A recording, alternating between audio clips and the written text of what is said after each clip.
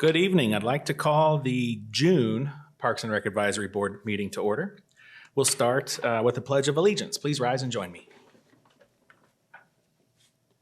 I pledge allegiance to the flag of the United States of America and to the republic for which it stands, one nation, under God, indivisible, with liberty and justice for all.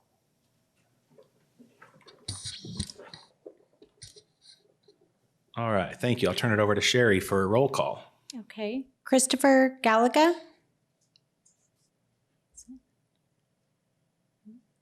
Ed Heil.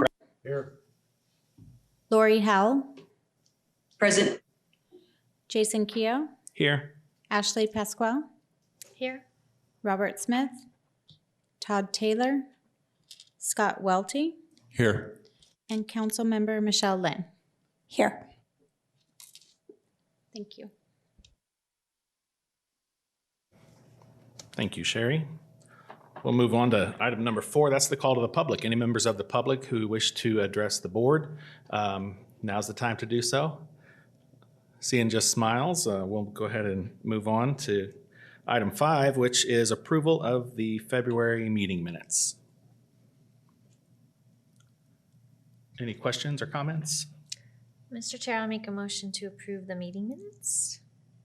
We have a motion to approve Motion to second.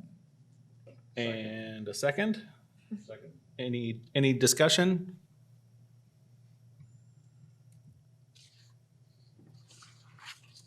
Hearing none, I guess we have to, do we vote on this? It's been a while. Okay, all those in favor of approval of the February minutes, say aye. Aye. Aye. And any opposed? Okay, minutes are approved. Section 6, staff report, Mr. Keene. Thank you, Mr. Chair. All our summer programs are going well. Summer camp and highlights include swimming at the Aquatic Center, movies at Havasu, bowling at Havasu Lanes. Our 5th and 6th graders have been enjoying kayaking on the lake, cooking at the Aquatic Center, and a visit to the Lake Havasu Museum. Summer camp will continue through July 16th. Adventure camp was successful and just ended last Thursday. Participants experienced archery, snorkeling, paddleboarding, and kayaking. The Elks will sponsor a mega water day at the pool for the end of summer camp participants on July 15th. Summer programs are full swing in the aquatics area as well, including lessons, junior lifeguard, summer swim league, water exercise, land exercise, kinder swim, and open swims.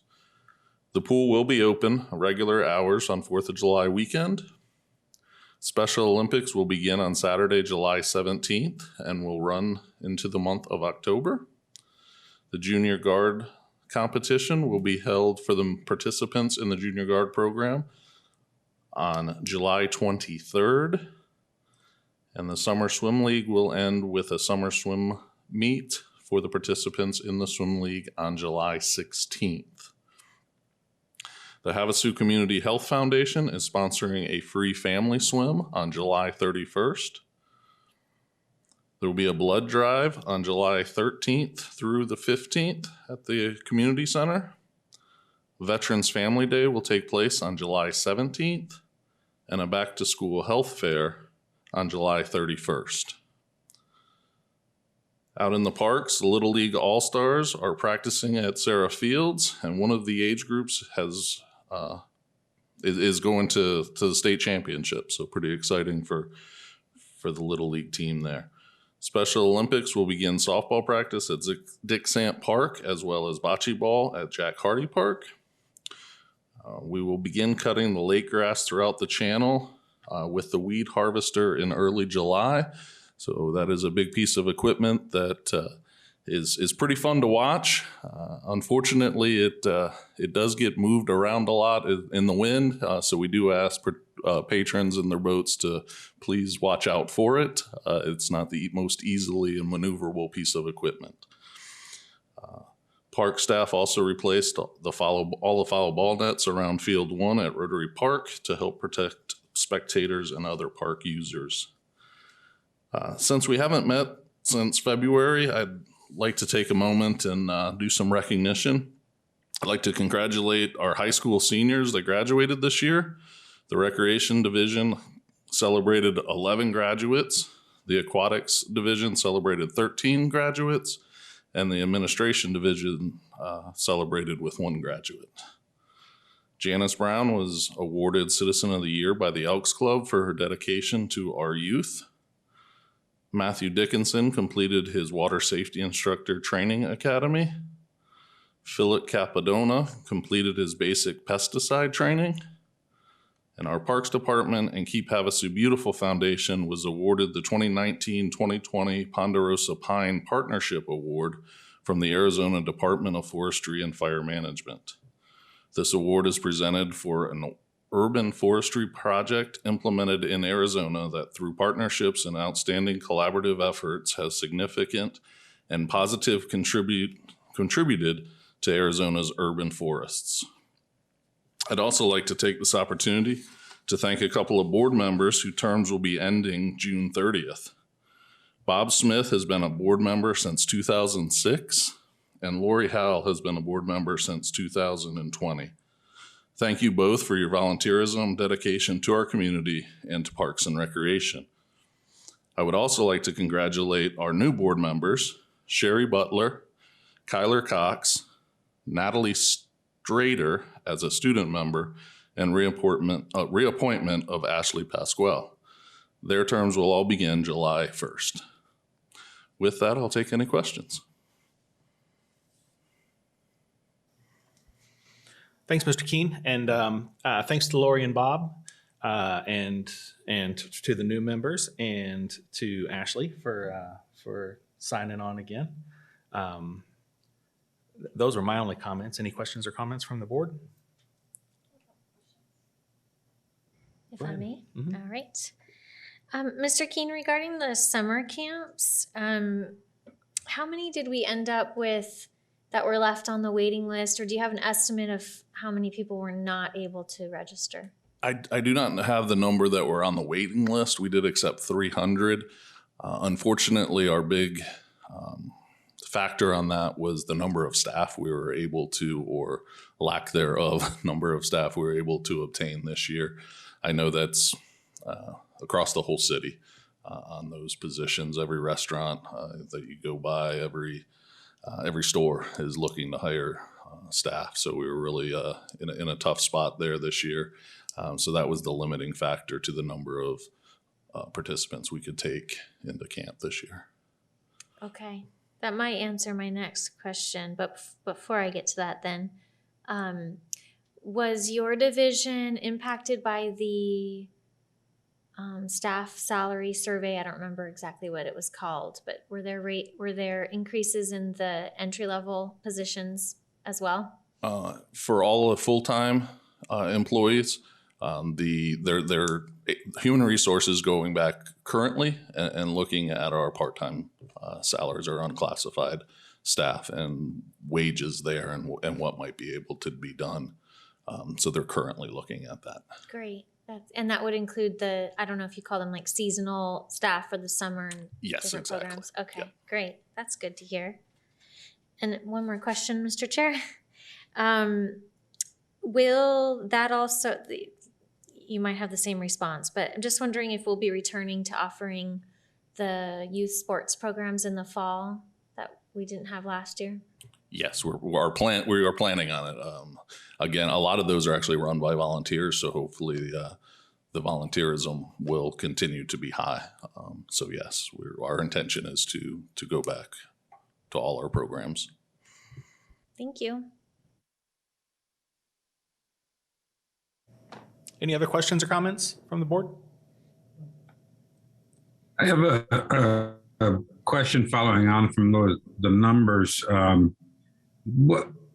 What is there's a certain amount that are not showing up. I don't know if that's changes different people, different days, or if it's people who signed up and paid and then never started or joined in. Is there any effort to fill those spots, or is that impossible because people jumping in and Some of it is difficult with people jumping in and out, but ones that had not attended at all, as of last week, phone calls were made to see if they were planning on attending camp at all. And if their answer was no, then we did try to fill those spots. Is it more than normal, or is this normally how it goes? Pretty close to normal how that goes.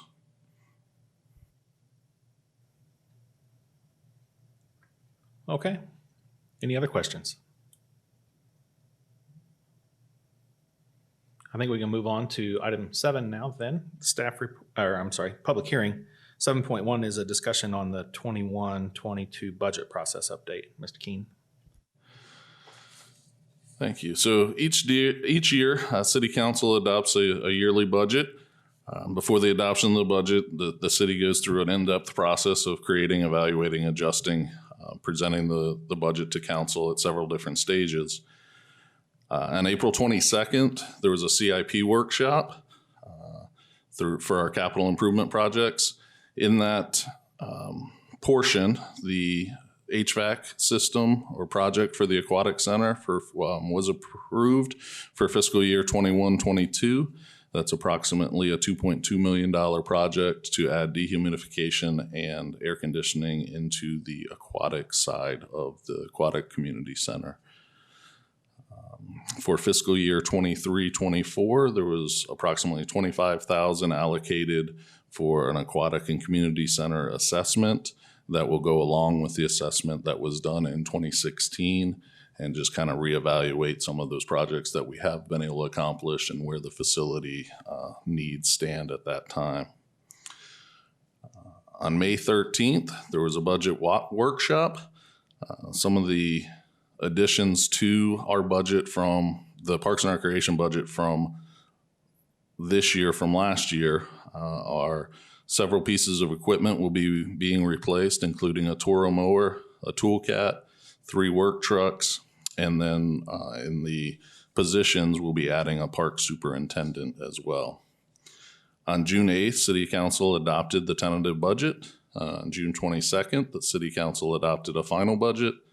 And July 1st will begin the new fiscal year budget that they approved on June 22nd. So that item, I know it was kind of a lot in a little bit.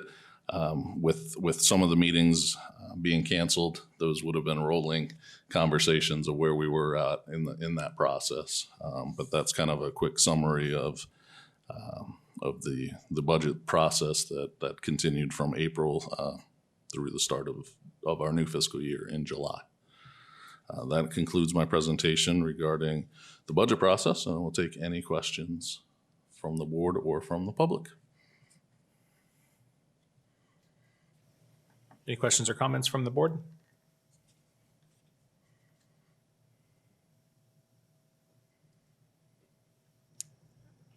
I do.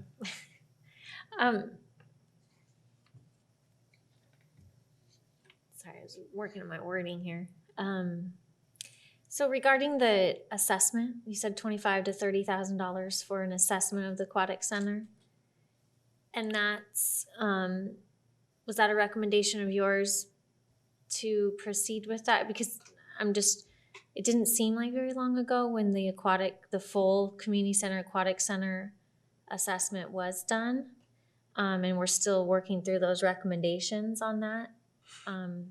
So I'm just either I'm not recalling or I'm just having a hard time understanding spending another $30,000. What I was looking for out of the CIP was several $1 million to kind of really do some of the more expensive work that came out of that study. So this would really just kind of attach onto that study, see where we're at to make those recommendations of the true dollar figure that it would take to do the renovations. With that study being completed in 2016, obviously dollars as far as construction and those prices have just completely changed. And so to get an adequate dollar or a true dollar figure, the thought was that we would be better off doing a smaller reassessment at that time to see where we were at to be able to give the correct dollar figures for the CIP going forward.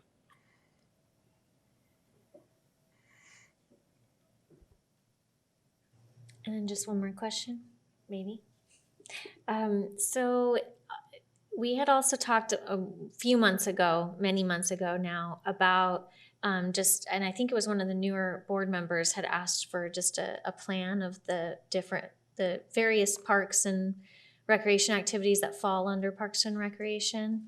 And I'm just wondering if that shifted through this process, if there are any ideas of adding additional parks to the Parks and Recreation Division.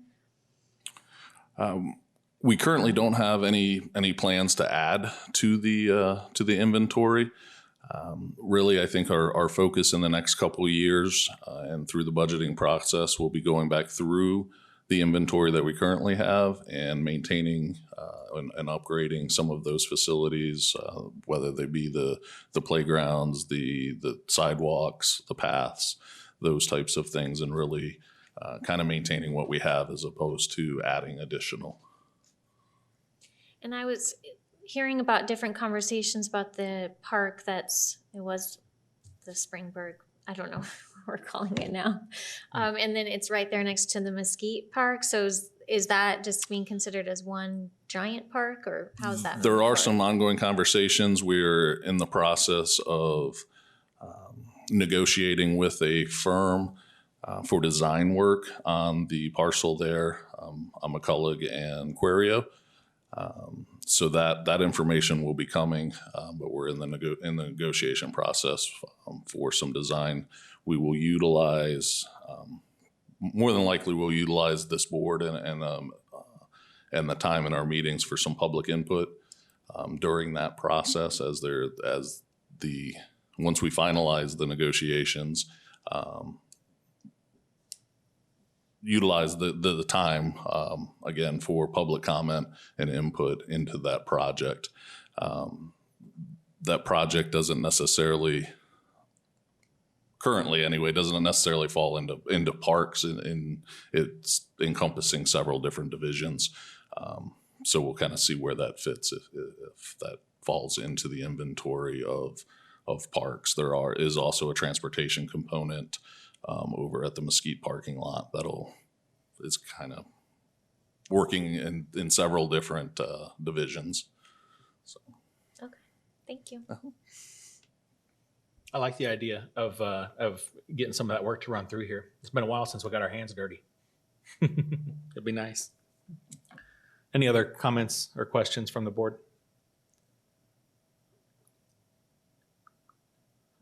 Okay. Oh yeah, go ahead, Ashley. Just still mulling about the additional assessment for the aquatic center, and I guess I'm just going to make a statement from my own opinion. You know, when various projects have gone forward where there's an assessment done, and we usually have the opportunity to look at it afterward and kind of make some comments on it, but then it's so many years later when any action is taken, and by the time that happens, you're getting bids and they're already undervalued from the assessment. So it just feels a little bit like we're getting into the same cycle again. And I'm sure that, the different staff working on this and that made that recommendation have thought about that. And so I have trust in all of that, but I just felt like I needed to state that. I hope that we're looking ahead and being prepared to move on the recommendations from the assessment before they're old. Agreed. One of the worst things we can do is just assess ourselves to death, for sure. Yeah, and I think, did you say that was that was charted in FY 23-24, that work? Correct. So is the idea that we'll go into FY 23-24 with some kind of feeling of what we really want to focus on? I know part of the things that were under consideration in that initial assessment were, adding event space, or there was a component in that study that dealt with what were some new services that we may be able to provide through that property that would be a benefit to the community, but would likely not compete with folks who are already providing those services? Or so is that the idea? Because I kind of this may not be where Ashley was going, but it seems like we had that assessment done in 2016, and it led to some discussion, and but I don't think a whole lot has materialized since then. So if we do a refresh of that assessment in 23, 24 without an idea of what we're planning to do, like in 24, 25 or 25, 26, then we end up in the same predicament. Right. Yeah. Agreed. That was the last year of this 5-year, or the fourth year of the 5-year of the CIP. So they wanted to allocate some funds with that study already being now 5 years old.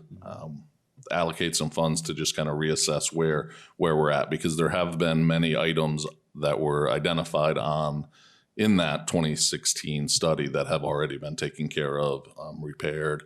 And so kind of melding that together so that we're ready to allocate those dollars in the nearer future after that 23-24 fiscal year. And yes, I hope that cycle breaks and we're not then, at the end of that 5-year CIP there to add those dollars. Yeah, because it seems like the discussion has gone not just for Parks and Rec, but that like the CIP is this rolling 5-year deal now, and it seems like if we have a new initiative now, we're 5 years down the road at least. So if that's the case, we reassess the aquatic center and we say, hey, yeah, we ought to do this thing. Okay, well, let's tack it onto the next part of the CIP that becomes available, which is 5 years from now, and we inevitably lead ourselves into this loop. So yeah, it'll be fun discussion. It'll be fun to watch. Okay. Anything else? Just maybe a comment, a question for Sherry. I think we lost Lori, and I'm not sure if we have quorum. We do still have quorum. Oh, okay. Oh, okay. Oh, is it just 5? We just need 5? Yeah. Okay. Thank you. All right. Good eye. Okay. I think we'll wrap up comments from the board unless anyone really wants to jump in there. And this is part of the public hearing, so we'll open it up to our audience. Going. And so we'll go ahead and close 7.1, part of the public hearing, and we'll move on to 7.2, which is a Cypress Light project update. Back to you, Mr. Keene. Perfect. So some exciting news.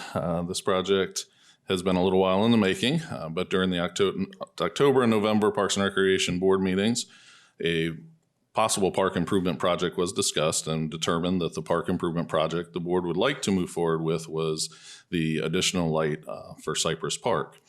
This project includes adding one additional light onto the lower field to increase the light in the southwest portion of the field. The equipment has arrived. It is on site and was delivered on June 21st. Construction then started on June 22nd. The trench was dug. We all still with us? Conduit was laid and the trench was backfilled and top dressed. On July 15th, boring will start for the pole support, placement of the pole, and the light fixture. So that project is definitely moving right along and should be finished shortly. With that, I'll concludes my portion of the presentation there. We'll open it up for any comments. We've been talking about this one for a long time. I'm glad to hear that dirt has been moving for it. Any questions or comments from the board on this? I just share the same thing. I'm glad it got taken care of, and hopefully Cypress Park can be handled and everybody's happy with the conditions now, and especially with the lighting. So just happy that's getting going. Yeah, for sure. Any other question or comment from the board?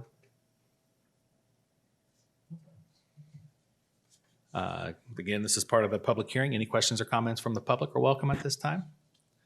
Just seeing smiles, we'll go ahead and close this. And we'll move on to 7.3, which is a discussion on the pickleball court project. Okay. So again, this project was part of the 2019-2020 capital improvement project. Included an additional 8 courts. On October 13th, 2020, the project was presented to City Council and they awarded the bid for construction of the 8 pickleball courts to TR Orr. The groundbreaking ceremony and start of construction took place November 9th of 2020. I can now report the courts are open for play and have been for almost a month and a half or so. We are still working with the contractor on a couple of punch list items, including some cracking in the concrete. There was also some vandalism on the court surfaces that we're working to get replaced. And we have added some additional sidewalks to connect the courts together. Ongoing plans include utilizing of some road millings when they become available to cover the parking lot. So that project, while it is wrapping up, there are definitely still some pieces that will be completed as we go. But we are working again with the contractor on finishing some of those last minute punch list items.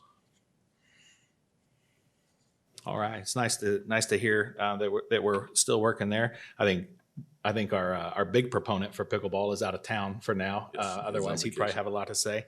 I promised him that after one of the last couple of meetings that we ended up having to cancel due to lack of quorum, I promised him I was going to go out and look because I hadn't been out there. So I did. I did go out there, and it looks good. I mean, it's clear there's a lot of work left to do, but it looks like everything out there is usable. And there were some access challenges because you had to go from the sidewalk to gravel and back dirt back to the sidewalk. So, but it sounds like we've alleviated some of those challenges. But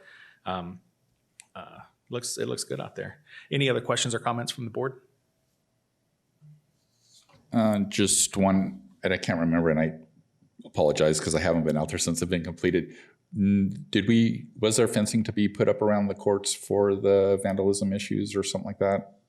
The fences are up. We don't currently lock any of the Okay. courts because we do leave them open for play. Unfortunately, a group of people decided we're going to camp out there and fell asleep with some sort of lit device that melted their mattress onto the court itself. And also some damage was done to one of the nets going across. And when they tried to put out their mattress, they drug it over to the water fountain, which then burnt the water fountain as well. So definitely some work that needed to be done to fix those damages. The court, we did get everything up, sanded down the area, so they're just little squares that are missing coloring, and hope to get those done. Once it cools back down a little bit, we'll get those little squares repainted. Sounds like a very unfortunate event. I mean, you never are happy to hear about vandalism, but I kind of makes you feel like you may have to feel sorry for someone who woke up to their bed on fire out there. But okay, any other questions or comments? I have a quick question. Do we have cameras in that area, city cameras over there? We do not. Fortunately, PD was contacted and was able to identify the individuals that were there. Do we have insurance? Yes, we do. So if this would come up to the dollar figure, the deductible, all of that would roll into place.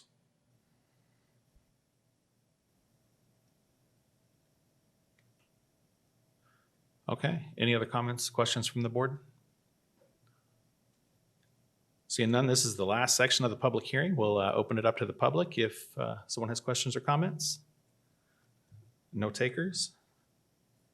That closes out the public hearing portion of the meeting, and we move on to item 8, which is future discussion items. Any members of the board have items they'd like to hear about? I have one I'd like to maybe have a periodic update on. The extended trail system, as I remember, we sent well, I don't know if the letter was actually sent. That's one of my questions. We were preparing a letter to send to Bureau of Land Management and about the extended trail network down, down the river. Yeah. So I think that would be good to have a periodic update on anything like that.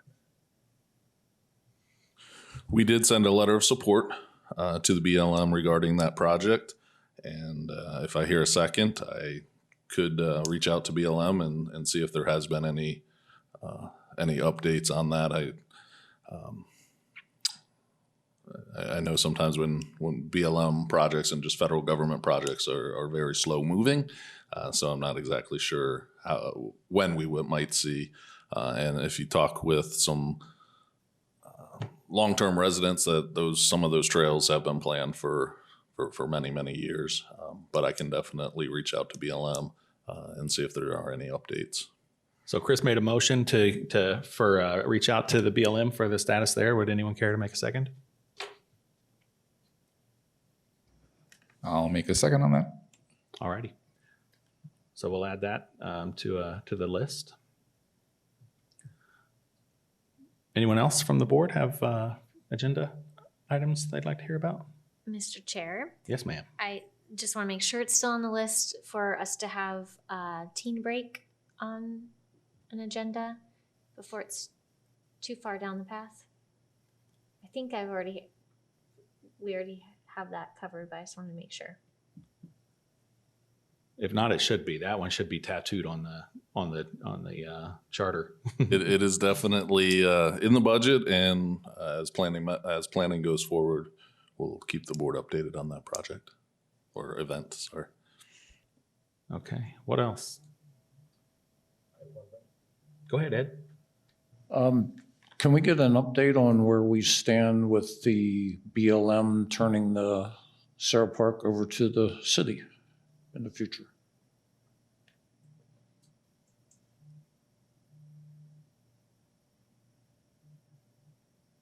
Has there been new discussion on that, or is that just kind of part of the overall management of that area? All we hear is they hope to be able to issue a patent by the end of the year. But that's sitting in Washington, so I really have More federal government. exactly. I can't update other than that. Is what we have heard is the local BLM office is hopeful that by the end of the year it would be the patent would be granted, but that's waiting on Washington. So Okay. Is that something we would naturally cover, or do we need a motion and second?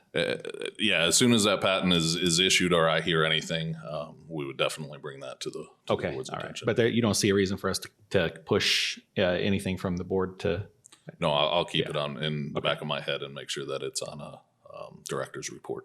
Okay. And that includes any reports with any like property management areas out there that needed to be taken care of? Yes, it would. Okay. Yeah. Thank you. Okay. Any other requests? That could help fill a couple of agendas. Okay. We'll close out number 8 and move on to item number 9. I'll turn it over to Sherry for future meeting dates. Okay, our July meeting is July 26th and August will be August 23rd. Okay. Any questions or comments about those dates in the future? Seeing none and hearing none, we'll move on to item number 10, and I would entertain a motion to adjourn. Motion, so motion. We have a motion I'll second. and a second. Meeting is adjourned. Thank you.